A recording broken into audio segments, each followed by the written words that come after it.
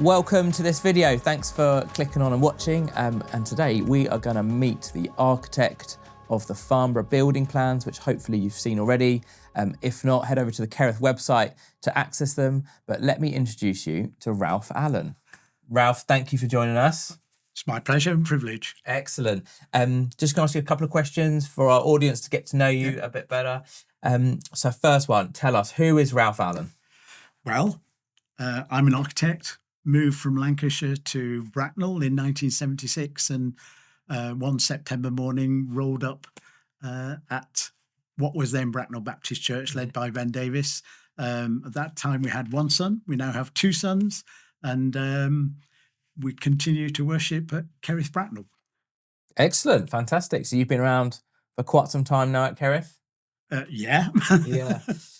So let's move on. You've obviously been working on this Kerith Farnborough project. Can you tell us what has excited you the most out of this project? Well, I think the most important thing for me was to look at the building initially and then look at the brief that you'd obviously spent quite a lot of time developing. And after playing around with it and moving things around for quite a bit, began to realise that everything that you wanted, we could actually accommodate within the building, which I didn't think would be possible. So Right. that was the most exciting thing, I think. The second exciting thing was really just the opportunity to be involved in the project. It's a great privilege. Yeah, fantastic. Well, we've enjoyed having you part of the project. Thank you very much. Tell us a bit then on the opposite side, what was tricky? What was probably the biggest challenge with the design? Well, I suppose the starting point was to minimise the alterations to the building to try and keep the costs as low as possible, really, within the context of providing what's required. And the most difficult part was the entrance area, because obviously the toilets are in the way, and the escape staircase from the mezzanine level actually comes down where we want to enter the building. And the difficulty was where to reposition that. And in the end, it just fitted within this open space, which is where the refuse bins are at the moment. So, but that took the most time to resolve. Yeah, interesting, exciting process. Now, let's flip back to the beginning. You joined Kerith right at the beginning of a journey that Kerith were going on at Kerith Bracknell with the building of the Kerith Centre, which you were obviously heavily involved with and really personally invested in. Tell us a bit about that, Ralph. Well, where do I start, really? I suppose the building of the Kerith Centre was a challenge to the whole church.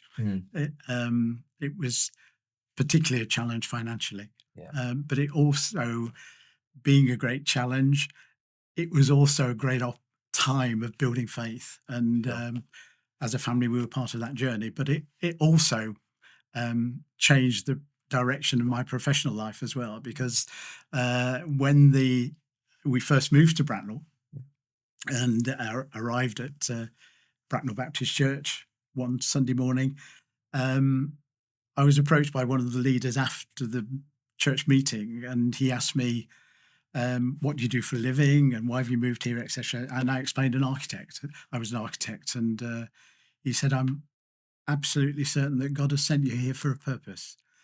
And we went home and I thought they were all mad. Because obviously, just personally, I just thought, well, we just decided to come one morning and there we are. Moved that on then until the start of the Kerith Centre design. I was fortunate to be offered a partnership in a large London firm of architects in the early 80s. And at that point, I thought I'd arrived, really. Sort of, it was my dream job. It was financially very rewarding. And then the Kerith Centre project came along. And as a partner in that practice, I was appointed by the church to design the building, which is what I did. And then we, as part of the practice, and we obtained planning consent. And then we were moving on to the next stage of actually doing the detailed design of the building.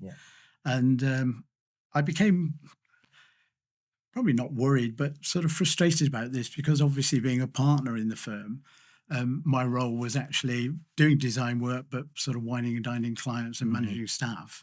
And I realised that I couldn't actually devote the time that was necessary in order to develop the detailed design of the building and sort of administer the building contract and see it right the way through to the end. And I was praying about this quite regularly. And one day I was driving home from a partners meeting, and I was thinking about it and half praying as I was driving. And God just said to me, well, if this is important to you, then resign your partnership and concentrate on the building. And basically that's what happened. Amazing. Fantastic. You mentioned in there, it was right at the beginning, it was obviously a massive financial challenge to do the building as well. Can you tell us a bit about what role you played in that?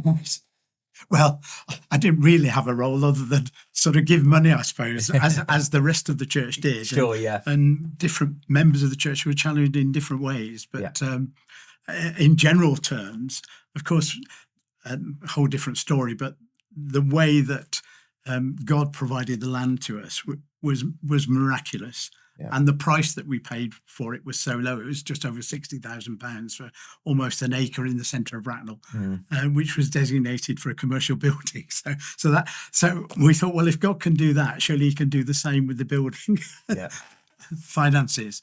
But that wasn't to be. And I've got a very good friend who worked for the United Reformed Church in terms of looking after their building projects. Sure. And he always used to say to churches that we visited, the good news is that God has got all the money that you need for this building. The bad news is a lot of it's in your pocket. And that turned out to be the case in terms of financing the Kerith Centre. And I suppose initially we gave out of our excess, and by us I mean the church as a whole, not just but and then people were so convinced that this was God's will for us that we began to question our priorities in terms of holidays and house extensions and cars and so put the money that had been allocated for those sort of things into the building fund. And then there was a suggestion that if we were really serious about this, we should look at double tithing. So one tithe of our income for ministry and the other tithe for the building fund. And I guess that's probably where most of the money came from. But it was an amazing time. It was just exciting, see what God was going to do, because God is no man's debtor. And just as an example, I think all we had in our savings at a point in time through the project was £4,000, which we'd set aside for a new kitchen. And as both Lily and I were praying about this, we thought we ought to sort of sow this into the building fund. So I put the kitchen on hold for some time. And we did that. And about a month later, I had a phone call from the senior partner of the practice I used to work with. And the partner said, I'm not sure how this has happened, Ralph, he said, but in sharing the profits from last year's accounts, we underpaid you by £4,150. And I thought, wow, God, you're in this. So that check came eventually through the post. The interesting thing is that the morning before the check arrived, we were having weekly prayer meetings as the money was beginning to run out. And the guy who was leading the prayer meeting, Malcolm Kay, said, I think we ought to all pray that we get money in the post tomorrow morning. And what arrived in the post tomorrow morning was the cheque for £4,150. So incredible. We thought, well, God, we've got to put that in again. And I suppose 2 years after the finish of the Kerith Centre, we fitted the kitchen out. I mean, incredible. I love hearing, I'm so inspired by hearing these stories from the Kerith Centre.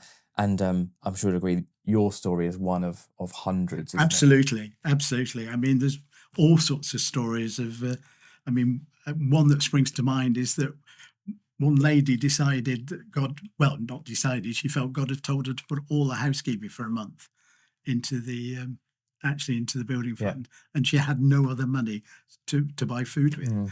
And she just kept a diary of how God provided all the food they needed for the whole month, and it multiplied. It was so exciting. That is so exciting to hear. So inspiring for the Farnborough community to hear these stories of how it's been done before and how God is going to provide for us in this project. And we'll continue to share these stories with you throughout the Farnborough Building project. So thank you to Ralph for joining us, and I'm sure we'll hear more from Ralph as the project develops.